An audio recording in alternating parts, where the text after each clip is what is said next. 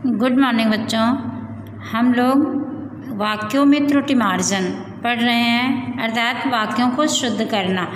तो शुद्ध करने के लिए जानना आवश्यक है कि अशुद्धियाँ कौन कौन सी होती हैं, लिखते समय या पढ़ते समय कौन कौन सी गलतियाँ हो जाती हैं। तो उसके बारे में जानेंगे और उसके बाद उन गलतियों को शुद्ध करेंगे, उनको दूर करेंगे। तो उस दिन लास्ट वीडियो में हम लोगों ने लिंग संबंधी अशुद्धियाँ पढ़ा था। आज हम लोग पढ़ेंगे वचन संबंधी अशुद्धियाँ।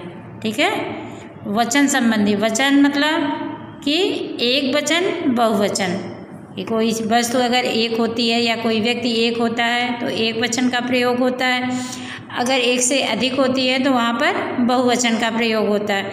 तो हमसे जब हम कथन लिखते हैं या वाक्य लिखते हैं तो वचन संबंधी कौन कौन सी गलतियाँ हो जाती हैं उसके बारे में आज हम लोग पढ़ेंगे। तो इसमें देखिए स्मरणीय तथ्य दिया गया है, मतलब याद रखने योग्य बातें कि इसको लिखते समय या वाक्य शुद्ध करते समय किन किन बातों का ध्यान रखा जाता है। कि वचन से संख्या का बोध होता है। हिंदी में दो वचन है, एक वचन और बहुवचन। दूसरा है भाववाचक संज्ञा का बहुवचन नहीं बनता। भाववाचक संज्ञा कौन सी है कि जिसमें किसी दशा, अवस्था, गुण आदि का बोध किया जाता है, वहाँ पर भाववाचक संज्ञा प्रयोग होती है। तो जैसे कि बचपन, कि उसने बचपन में बहुत सी शरारतें की। ठीक है, देखिए नेक्स्ट पेज पे आ जाइए। इधर देखिए कि दिया गया ना, हमें बचपनों की शरारतें याद नहीं रहती। तो बचपन तो एक ही है, यह भाव है। ठीक है, भाववाचक संज्ञा है। तो बचपन कई थोड़ी है, शरारतें बहुत हैं, बचपन तो एक ही है। तो इसलिए वाक्य आपका गलत हो गया। इसको जब सही किया तब क्या हो गया कि हमें बचपन की शरारतें याद नहीं रहती। और साथ में देखिए ध्यान देने योग्य बातें, कुछ शब्द सदैव बहुवचन में ही प्रयोग होते हैं। उनका एक वचन और बहुवचन नहीं बनता, वे सदैव बहुवचन में ही प्रयोग किए जाते हैं। जैसे दर्शन, प्राण, आंसू, हस्ताक्षर, लोग, बाल, होश, ये सारे शब्द ऐसे हैं कि इनको सदैव बहुवचन में ही प्रयोग किया जाता है। तो अगर क्वेश्चन आ गया या सेंटेंस लिख करके पूछा गया कि उसका प्राण निकल गया, ठीक है, तो उसको आपको शुद्ध करना है। तो उसमें गलती कौन सी है? अब आप देखने के बाद लगेगा कि ये तो सही लिखा, इसमें कोई गलती ही नहीं। तो उसमें गलती क्या है कि प्राण जो है ये सदैव बहुवचन है। तो बहुवचन के लिए फिर प्राण निकल गया नहीं, निकल गए, उसके प्राण निकल गए। ठीक है, उसने मंदिर में जाकर दर्शन कर लिए, तो दर्शन कर लिया। ठीक है, कर लिया होगा कि मैंने किया, एक व्यक्ति ने, लेकिन दर्शन शब्द जो है वह सदैव बहुवचन में प्रयोग होता है। तो इसके लिए मैंने दर्शन कर लिए। ठीक है, इस तरह से। और कुछ शब्द ऐसे हैं कि जो नित्य एक वचन होते हैं। जैसे ऊपर जो शब्द दिए गए थे वो सदैव बहुवचन में प्रयोग किए जाते हैं। उसी तरह से कुछ शब्द ऐसे होते हैं जो सदैव एक वचन में ही प्रयोग किए जाते हैं, उनका बहुवचन नहीं बनता। जैसे जनता।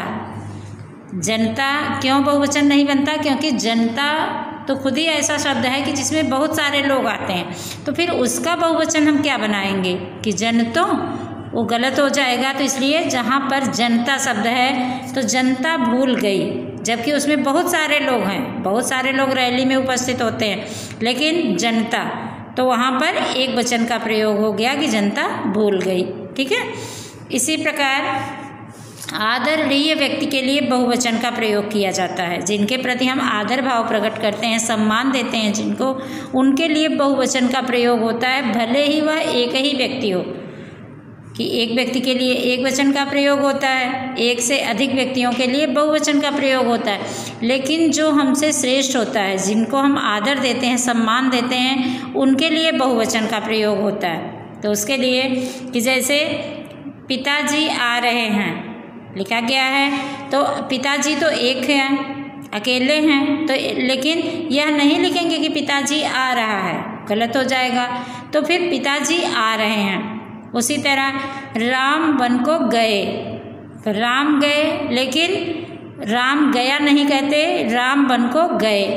या अध्यापक कक्षा में पढ़ा रहे हैं। ठीक है, तो अकेला अध्यापक है, आप देख रहे हैं, लेकिन ये नहीं लिख कहेंगे कि अध्यापक पढ़ा रहा है। क्यों? क्योंकि उन्हें सम्मान देना है। तो अध्यापक कक्षा में पढ़ा रहे हैं। या गुरुजी आ रहे हैं, गुरुजी अकेले आ रहे हैं, एक व्यक्ति, लेकिन उनको सम्मान देना है, तो इसलिए वहाँ पर सम्मान सूचक शब्द प्रयोग करने के लिए बहुवचन का प्रयोग करना होगा और लिखेंगे गुरुजी आ रहे हैं। इसी तरह अनेक शब्द जो है, अनेक का मतलब ही होता है कि बहुत सारा, मतलब एक से बहुत अधिक, एक दो तीन नहीं बल्कि बहुत सारे, तो उसके लिए एक शब्द बना है अनेक। तो अनेक शब्द जो है वह सदैव एक वचन में ही प्रयोग होगा, ये तो अपने आप में ही बहुवचन है। तो लेकिन अक्सर क्वेश्चन जो है या सेंटेंस बहुत बार पूछा जाता है कि जैसे वहाँ अनेकों लड़के थे, ठीक है, तो अनेकों की कोई ज़रूरत नहीं, अनेक लड़के से ही पता चल रहा है बहुत सारे लड़के थे, तो वहाँ पर अनेकों अगर लिखा है तो अनेक लिखेंगे। और यह कथन बहुत बार पूछा जाता है, भले ही उसका तरीका अलग हो, जैसे सरोवर में अनेकों कमल खिले हैं, या सभा में अनेकों विद्वान उपस्थित थे, कवि सम्मेलन में अनेकों कवि उपस्थित थे। तो जहाँ भी अनेकों शब्द होता है तो उसमें वही गलती होती है कि अनेकों का अनेक ही लिखना होता है, क्योंकि अनेक शब्द अपने आप में ही बहुत सारे को समेटे हुए, तो उसके साथ बहुवचन लगाने की ज़रूरत नहीं होती। तो इस तरह से वचन संबंधी अशुद्धियाँ होती हैं और उसको दूर करना होता है। ओके।